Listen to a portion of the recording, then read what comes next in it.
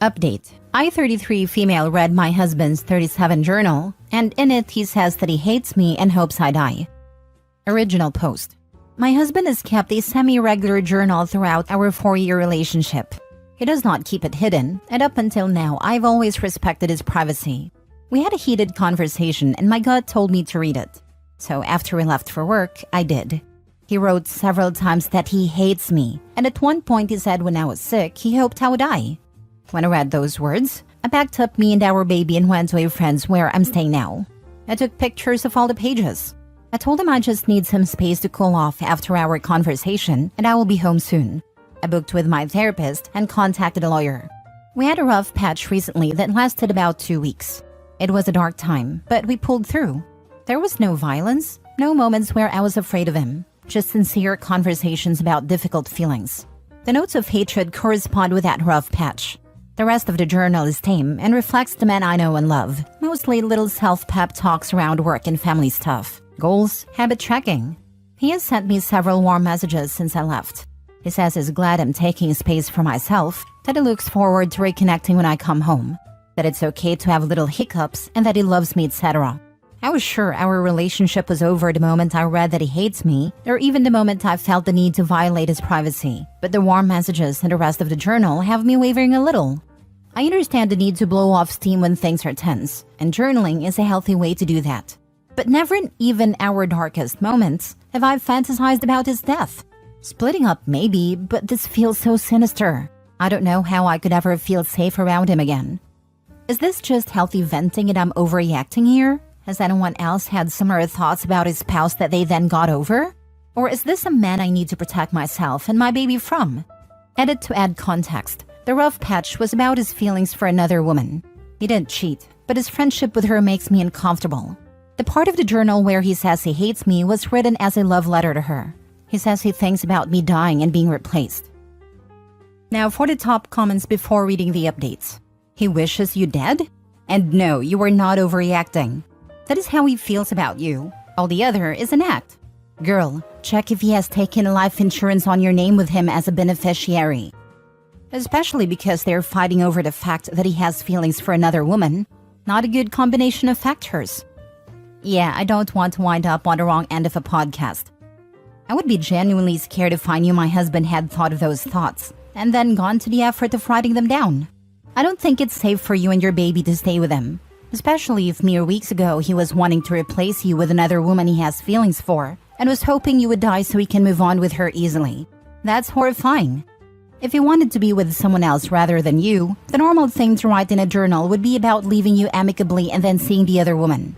And feeling sad about leaving the mother of his child. Wanting you dead instead is a giant, massive red flag.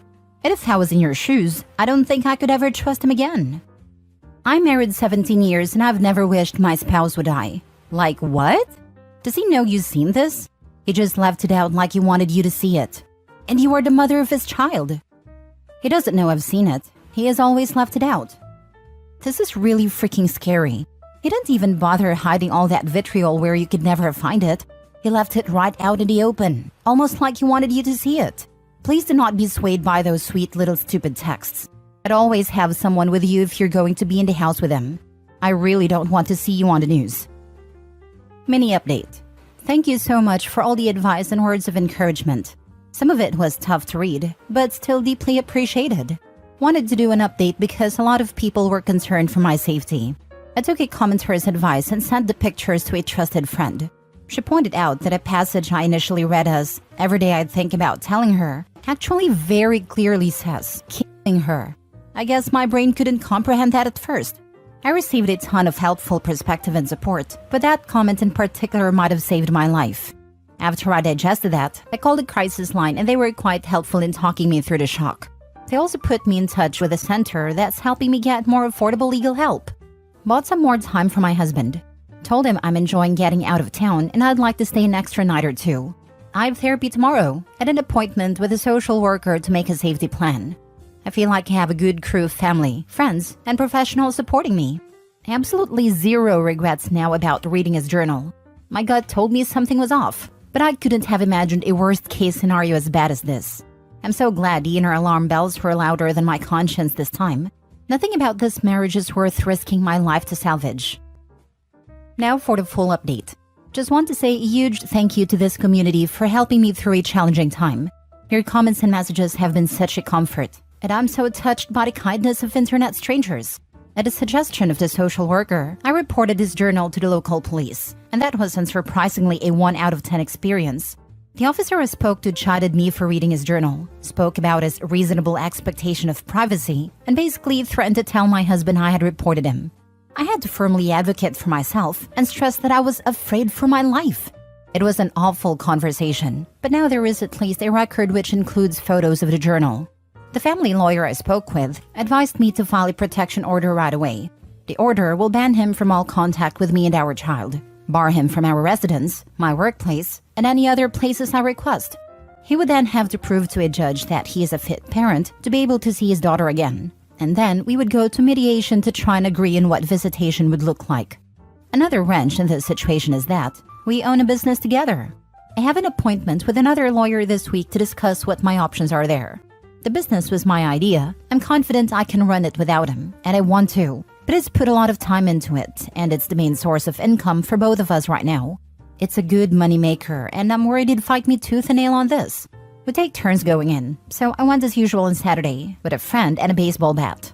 I continued my act of intending to reconcile, doing video calls with a baby, etc.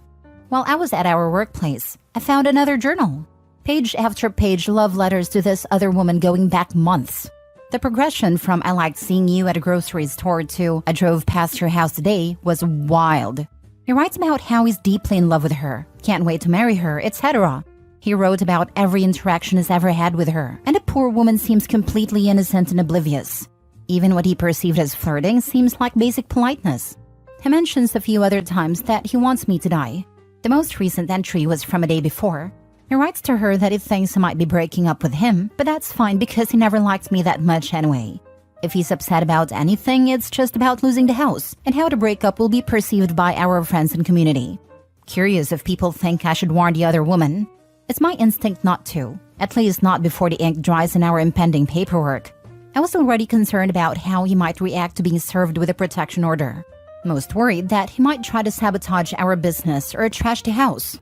Given how preoccupied he seems to be with his public image, I made a plan to confront him about the journals and use the protection order as leverage. Here's how it went down. I left the journal and my baby with my friend and went to our house with 2 trusted male friends and a baseball bat. They waited on our porch. I told my husband that if they heard anything louder than a speaking voice, they would come in with a bat. I told him I had to tell him something he wouldn't like to hear, and he needed to know that I had already taken steps to protect myself. I told him I had read the journals, specifically what he said about wanting me to die and thinking every day about ending me. I said I'd taken photos, that they are backed up, and a trusted source also has copies. That I also have the original copy of the journal full of love letters. I wondered until this moment if he had intended for me to find them, but he was obviously blindsided. He tried to say it was just venting, but I told him I would not be taking any chances or entertaining anything he has to say about it. That after reading what I read, I will never trust him or feel safe around him ever again. I told him that no one that knows him knows about this yet. The men on the porch just know that I'm breaking up with him and need support. This was true, aside from the friend that I called to stay with and the other friend I sent the photos to who lives on the other side of the country. I said I'm willing to protect his reputation here if he cooperates with me. I told him that I don't even have to ruin his chances with the other woman, but I can. I said that he can either do what I need to feel safe, or I can have that safety court ordered. He asked what I wanted, and I said I wanted him to give up the business. We'll sort out the details after I speak to the other lawyer, but for now I want his keys and I'll be changing the passwords and everything. He didn't put up any kind of fight. He didn't want to hear anything about what it would look like to go through the courts. He didn't ask about our baby. He just calmly got up and got the keys and asked if I wanted anything else. I told him that any communication with me should be about separation logistics only, like arranging a time for me to collect the rest of my things. Since then, he has blowing up my phone saying I know his heart, let's walk back from the edge, let's talk to a therapist, his Hori's words hurt me, etc. Each time, I just tell him he's crossing my boundaries, and he backs off. He apparently told his mom and sister everything and they're supporting him in getting help. He's been cooperative so far. He's interviewing for a new job, seeing a therapist, and updating me on his movements, though I didn't ask for this. I've temporarily moved in with my parents. My commute to work is longer, but I have help with baby and home-cooked dinners. Starting to settle into new routines, doing so much therapy and yoga. I inherited a small cabin before my husband and I met. It is currently being renovated, and the original plan was to move in there with my husband and baby when it's done. The cabin is actually in my mother's name because she's never trusted my husband and wanted me to shield it from him in case of a divorce. Thank you, Mom. So I will have a permanent home for me and baby very soon. The dust still needs to settle, and it could get worse before it gets better, but I'm optimistic at this point. I'm confident I'm going to come out the other side of this as a badass single mother with an incredible child, a thriving business, and an adorable little home. Honestly, the thought of having all those things on my own without my husband is so freeing. I've got a great village supporting me. Thank you all so much for being part of it. I am so thankful to read this. I've been thinking about you the last 2 days. So happy you advocated for yourself, took the correct measures, and didn't accept anything less than what you deserve in this life.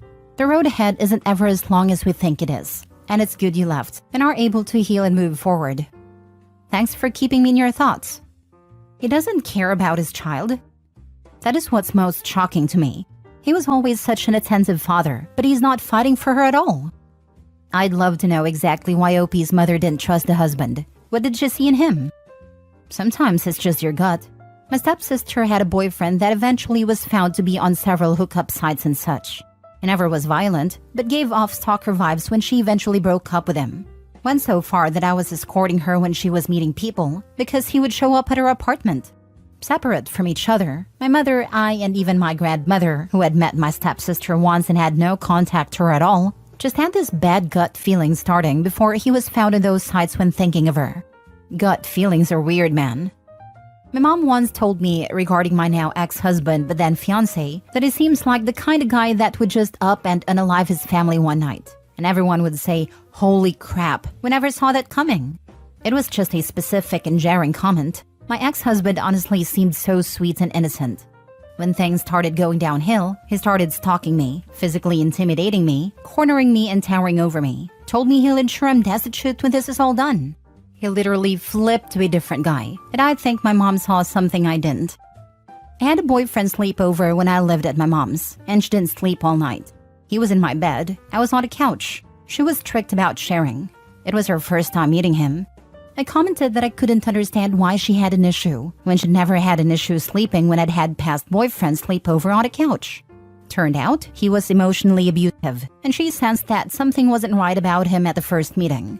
Sometimes people outside a relationship pick up a feeling, a vibe, and off comment that those who are in a relationship can't see until later on. Last story. I still can't believe how my boyfriend changed since we discovered that I was pregnant. So me and my boyfriend have been together for 7 years and we are living together since 5. For 3 years, my boyfriend was never a sweet, romantic, and caring person with me. I still can't remember one romantic or caring thing he did for me, and I thought a lot during this 3 years of leaving him or not, because all he was doing was just living off his parents' money, drinking, watching football on the TV, and casually remembering that I too exist, and talking with me. Trust me when I say that after 3 years like this, I was having enough and was thinking to leave him, because I want a man, and not an amoeba that only remember about me for meals, watching TV with him at d***s. But then, out of the blue, he changed. And I still can't believe that he's the same. His parents unfortunately died 4 years ago, and just a week after the funeral, I found out that I was pregnant. I was extremely in doubt of telling him or just terminate, because a man like him wouldn't be better with a child. But then he found out my positive pregnancy test and told me that he was super happy while I was thinking about what to do. Since the day after, he completely changed. He started to be caring, sweet, romantic, quit drinking, and started to take good care of me and himself. So after 2 weeks of his change, somehow I decided to give him a one last chance to prove that he was seriously changed. But I admit that I was extremely skeptical. I didn't believe him at first, because to me, it was impossible that an amoeba like him could change seriously, and even when I was pregnant. But trust me, he completely changed. During my pregnancy, he became another man. He started helping me like with dressing, putting on shoes, making me craving meals, and this were the first times he was cooking. And when the time came, he even asked to be in the room with me to watch the birth of our child, and I accepted it. This wasn't just a phase, because when our daughter was born, he still continued to act caring and sweet with me and with our daughter. He always made me feel loved, secure, and finally special. The other important things he did were getting in shape, returning to the university to take his dream degree while working to maintain us. So now he has his degree. Our daughter came to his big day and even yelled, "Daddy!" making me cry like a baby, haha, and found a pretty good job since a few months. I still can't believe that he is the man that 4 years ago was an amoeba, and now he became the best boyfriend and dad that I can dream. And he's spending a lot of time with our daughter, and they created a special bond, leaving me stunned. And another thing to add is that 2 weeks ago he asked me to marry him, and seeing his drastic change made me say yes. Even his friends, my friends, and my family are still in shock and disbelief with his drastic change. So yeah, the situation is this, and sincerely I'm still in shock that he is the same guy 4 years ago. But somehow, and for some reasons that I don't know, he is totally another man, and I can't even think of someone better. P.S. He quit drinking and now 4 years since his last drink. Now for the comments. Good for you. Sounds like your family is important to him enough that he made major changes. I wish you much happiness in your future. What a wonderful story. I was honestly expecting the exact opposite when I read the title, and I'm so happy to see that I was wrong.